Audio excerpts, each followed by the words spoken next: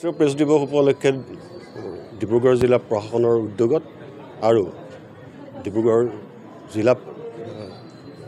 Press club আৰু বৃহত্তৰ Dibrugarh press ক্লাবৰ সহযোগত যিটো অনুষ্ঠানৰ আয়োজন কৰিলে এয়া সঁচাকৈ অৰ্থবহ আয়োজন এটা আৰু এই আয়োজনৰ যোগেদি বৰ্তমান সংবাদ মাধ্যম সাংবাদিকসকলৰ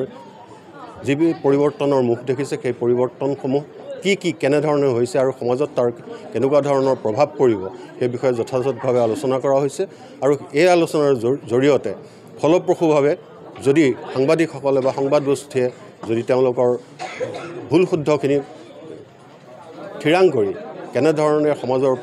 উন্নতিৰ কল্পে কাম কৰি যাব পাৰে সেইখিনি যদি কৰে তেনেহ'লে যথেষ্ট ভাল হ'ব। সকলোৱে জানে আজিৰ দিনটো আচলতে প্ৰতিজন সাংবাদিকৰ কাৰণে বিশেষ দিন আৰু এই দিনটোত আমি বৃহত্তৰ ডিব্ৰুগড় প্ৰেছ ক্লাবৰ তৰফৰ পৰাও আপোনালোকৰ জৰিয়তে প্ৰতিজন সাংবাদিকলৈ শ্ৰদ্ধা জ্ঞাপন কৰিছোঁ, শুভেচ্ছা জ্ঞাপন কৰিছোঁ আৰু আজিৰ দিনটো সমগ্ৰ দেশতে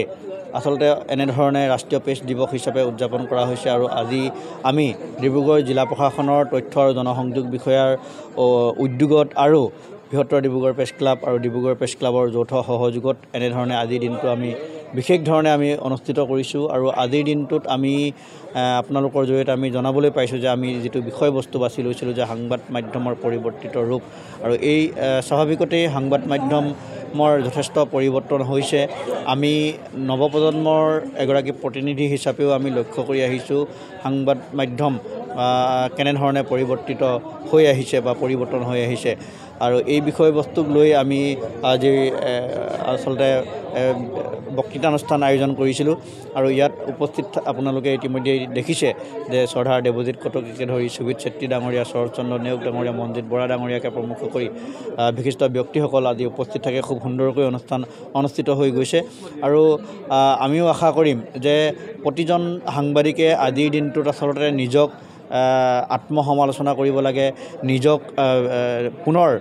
কেনেধৰণে অনাগত দিনত নিষ্ঠা, সততা আৰু একাগ্ৰতাৰে আচলতে এই সাংবাদিকতাৰ ক্ষেত্ৰখনৰ জৰিয়তে সমাজখন সংশোধন কৰিব পাৰি তাৰ কাৰণে চিন্তা চৰ্চা কৰিব লাগে আৰু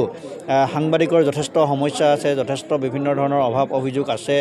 আজিকালি সততেই আচলতে সাংবাদিকৰ যি নিগ্ৰহ বিভিন্ন স্থানত সংঘটিত হৈ আহিছে, হত্যাকাণ্ড হৈ আহিছে, গতিকে এই বিষয়বিলাকো আজি আমি নিজেই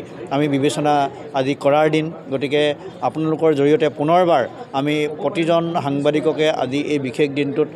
শ্ৰদ্ধা আৰু কৃতজ্ঞতা তথা শুভেচ্ছা জ্ঞাপন কৰিছোঁ। যিকোনো খবৰৰ বাবে যোগাযোগ কৰক